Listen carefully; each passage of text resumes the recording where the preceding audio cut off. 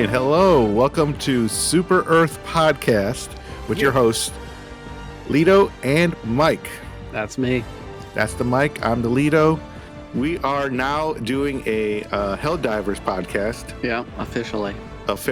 This is episode 1. Just to put it in context, we're about a month away. Like, it launched about a month ago. Yeah, about a month ago. So we had a month with this awesome game. Incredible.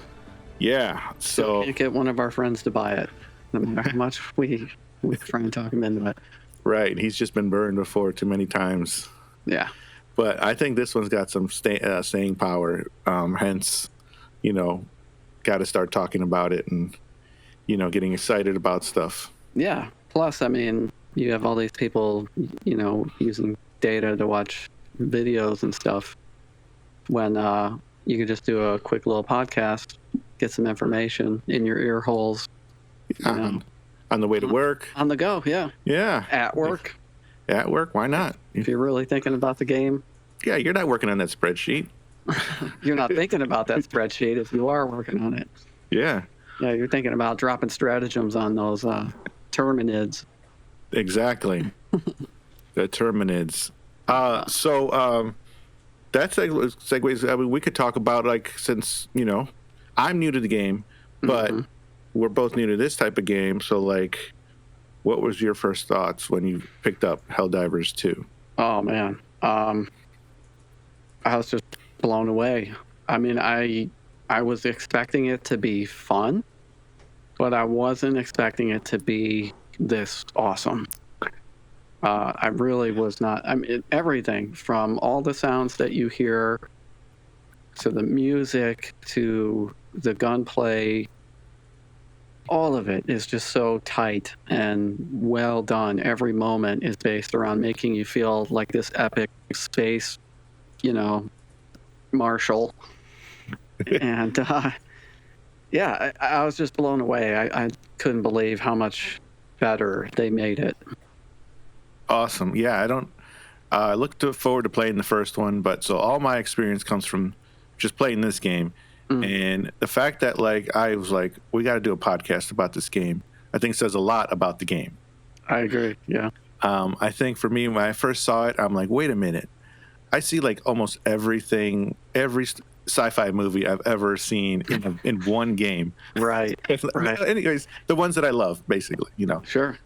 I'm going to raffle them out. Starship Troopers, you got Terminator, you got Star Wars, you've got, I'm going to group that into Star Wars and Clone Wars. I mean, just to kind of, dissect it a little bit. Definitely.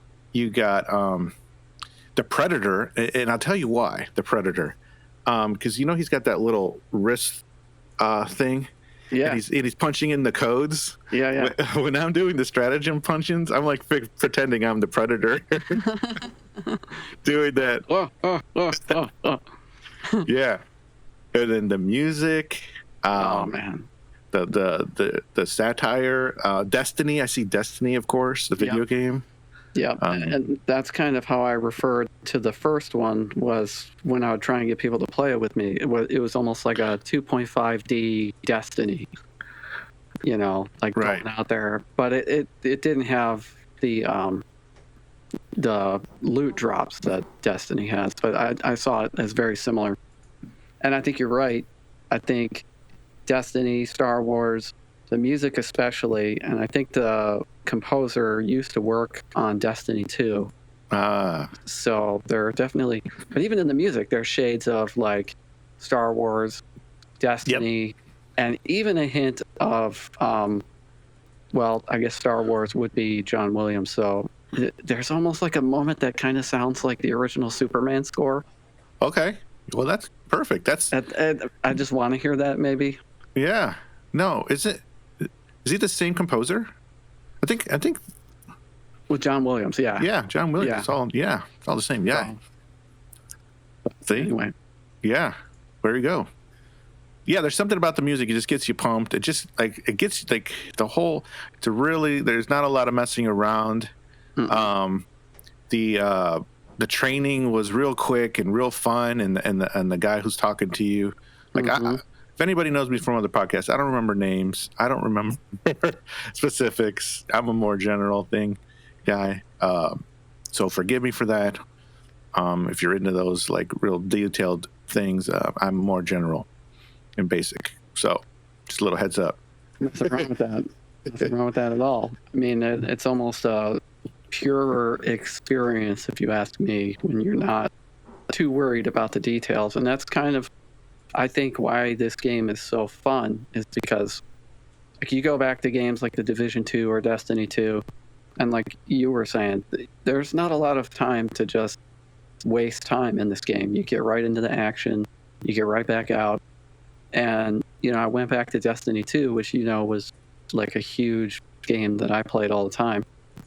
And it just feels like there's just so much like running around and tasking to-do lists, and it's overwhelming, and it leads to me not wanting to do anything. But this game, it's just like, let's go. Right. Yeah. It's got that simple sophistication check mark that I'm all about. Keep it simple, stupid, but then it'll trick you because like you're spending a lot of time like when do I set off the all my, what does it call them? What do you call them? Stratagems, yeah. Yeah, I don't even know how to say it. Okay, stratagems. When do you do it? Because you're like, you know, you're being overwhelmed by all these like insects or robots, and you don't got time to think. Right. So it's so perfect for someone like me who sprays and prays, you know? Yeah.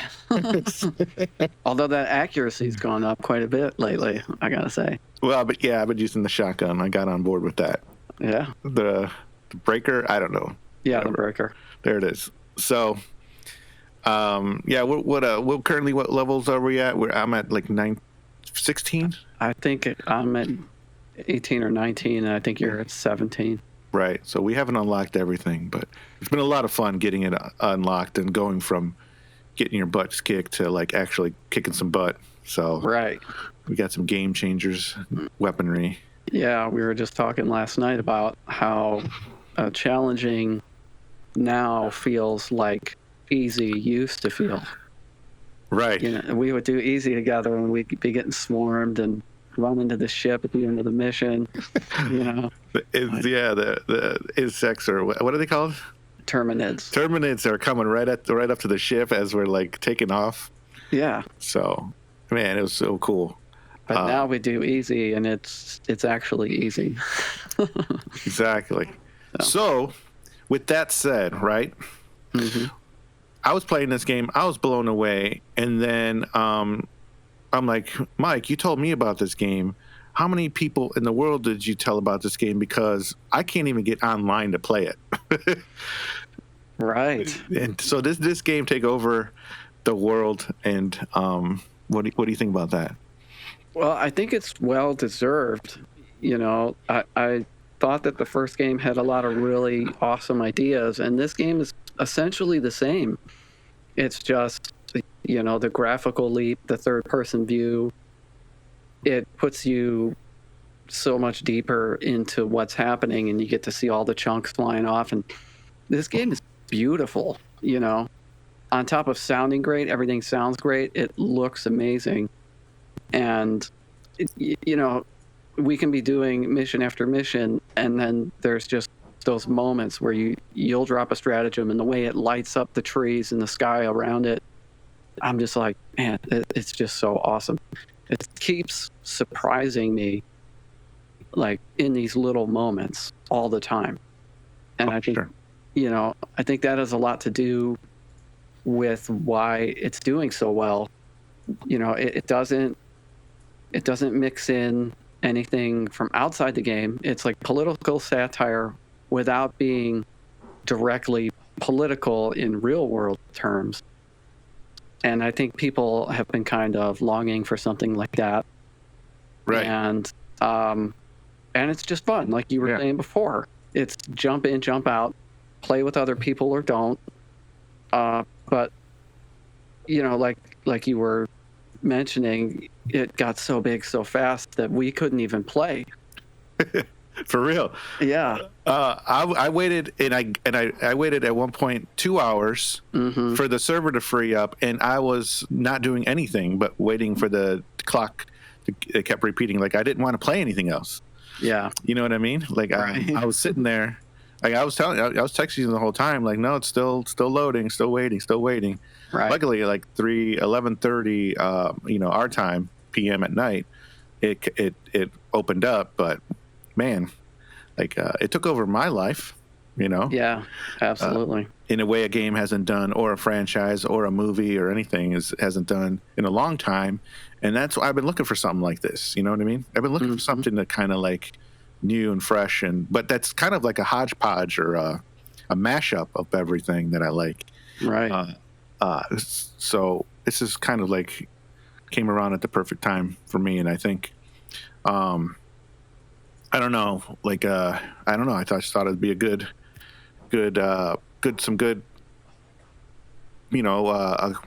subject to talk about and keep talking about, because I would like to do like just an episode on just the story and kind of learn more about, all of that. And so The Helldivers actual universe and all that. right. Correct. Super Earth and who we are. From my understanding, all of the Helldivers are individuals, so we're not clones. They're all individuals. Yeah, which is kind of cool. Which is kind of cool, but you're kind of like next man up. Yeah. Yeah, no remorse for the guy that took the hits. Yeah. And it's all for the Super Earth, and I think there's some messages there. Absolutely. That are that I think we can dive into if you're into sci-fi. I think good sci-fi, if it's doing its job right, will be warning you about the future, with the safety and comfort of today. But it'll take that technology or any kind of line of thought and kind of extreme it, make it extreme form, and then spit it back at you and be like, hey, is this what you want? This might happen. This could be a possibility. So I'm excited to learn more about their what their story is. But one thing I really liked, straight up, the devs were like, in communication. They weren't hiding from the fact that, hey, we got problems. Right. They were upfront. They were taking action, saying the right things, saying we're working on this. And then one of the comments that they made that really got me on board with who's making this, and we can talk about all those people in a later episode, is they said, hey, this is never going to be a player versus player environment, which I love. I don't know if you know this. I'm sick to death, playing against humans. And right. Yeah, they ruin everything. I love, and I've always, Mike, we've been friends forever. What is did we ever play, like, if we were playing football, did we ever play my team versus your team? No, we were always on the same team. Always on the same team. Always. And we play hockey. Wayne Gretzky. Wayne Gretzky hockey, NCAA football. NCAA football, 14 years franchising. I mean, on the original PlayStation. On the original PlayStation. NFL was NFL ones for the Game Day. The Dreamcast. Remember the Dreamcast? We would play 2K. 2K. NFL 2K. Yeah. NFL Game Day. Yes, very Game good. Day. Yeah. Oh my gosh. It was always co-op, right? Always on the same team. Desert Strike, Desert Storm. Remember those games? Yeah. And even, we did play Call of Duty for a number of years, so we were always on the same team. Yeah. And then when we were against each other, even when we were against each other, we were still, it wasn't right. And then we had those years that we would play Halo, LAN parties. We were always on the same team. Most of the time, yeah. But not right when so. Well, you knew the winning team members. They might listen one day, yeah. No, we did. We had the benefit of playing with some pretty darn good guys back then. Oh my gosh, every Sunday, can't miss. Halo night. Halo night. For I don't know, 5 years straight. Which a lot of people are comparing Helldivers to Halo, which, I mean, I kind of see. Boom. I didn't even put, yes, good point. There are some Halo outfits, some definitely Halo-looking outfits. But Right. other than that, I guess the drop ship and fighting aliens, and from what I heard, and I'll just drop this because I found out about this today, there are people actually creating a Helldivers experience inside of Halo. Oh, wow. So they're using Forge to kind of rip off Helldivers because it's a PlayStation PC exclusive. Wow. Oh, Yeah. that's right, because Xbox people doesn't have it. Yeah. Oh, there's a petition and everything I heard that they're trying to make Xbox have Helldivers. That's just another example that, I'm going to say it, has Helldivers turned into a phenomenon? Is it too early? Oh, no, it's not too early. It absolutely has. I mean, look at the numbers. I mean, they had to, like we were talking about before, they had to expand their servers to fit everybody. That was so cool. Yeah. They were even giving you the number. They were like, we only have capacity for 450,000 players. Mm-hmm. And then, so what were people doing? Keeping their games on at night, right? Or all day. It on all day. Genius, by the way. Right. Genius tactic. I loved it. Don't hate the player, hate the game. Exactly. Hate the game. And then the devs were like, you got to turn off those systems. Come on, we need the space. Yeah. And the people were like, no, in fact, we're going to sue you. Oh my gosh. Yeah. You're not giving us our money's worth because we can't play the game. We That's awesome. Oh my gosh, yeah. This is so much. That's so great. It's so great. It shows how like rabid the fans are, that they're creating lawsuits. And yeah, I think I can see it as a positive and a negative. Yeah. When the game really blew up, I was almost disappointed because like the first game was kind of like this hidden gem and I kind of thought this one was going to be the same way. I thought you and I would play it and we'd have a lot of fun with it, but it wouldn't really be a game that everybody plays. And now it's like there's just so much craziness going on around it that we couldn't play it when we wanted to. Right. And I was almost worried, like, okay, well, here come the hyenas, the coyotes. Here come the people on the outskirts who weren't fans of the first game, but who are going to demand the world of this game. But that's the sign of success. Yeah, exactly. I think you're going to have that because those people are loud. They know they're loud. They know how to push other people to get reactions. Yeah. And I think if they look at it as a success token and not like okay, we got crybabies now. Like I think I think they'd appreciate that. Hey, we're going to take the good with the bad, but we're pushing our way. I mean, they're the best. I mean, they're the highest played game on Steam over like Call of Duty. Mm-hmm. And what's the other one they keep mentioning? They mention like the top games that people play. Yeah, there's a bunch of them. I mean, I think it's even beating out Pal World and some of these other games that are even recently popular. So there you go. I mean, when you're playing with they're playing with the big dogs, you're going to get some people nipping at your heels. So that's true. As long as they stay the course, they don't change who they are. Everything's going to be cool. They're gonna. And in one of the things that they said, kind of going back to what you mentioned, one of the things that they said that made me think like these guys are awesome is the game director came out and said it's okay to not buy the game until we get the server issues worked out. See, like who says that? Nobody. These guys are good. Yeah, Arrowhead Game Studios. Yes, that's who we're talking about. That's who we've been talking about. That's who we want to thank publicly. That's what what I mean. That's what I want to say. Like these guys have the right. They have the right heads on their shoulders.